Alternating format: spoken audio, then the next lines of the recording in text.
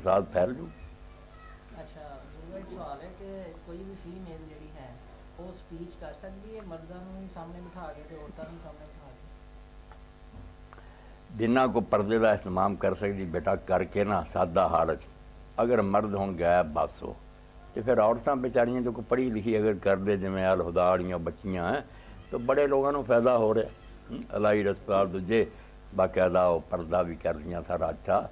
तो ये फिर हूँ जिमें अम्मा आयशा रज़ी अल्लाह तआला अन्हा सी तो वो बेशुमार लोगों को कोई कुरान सिख रहा होंगे जी दूजे हदीसा पुछ रहा इलम का एक मदरसा ही मस्जिद नबी पर्दे पिछे बह के लोग सीखी जाते।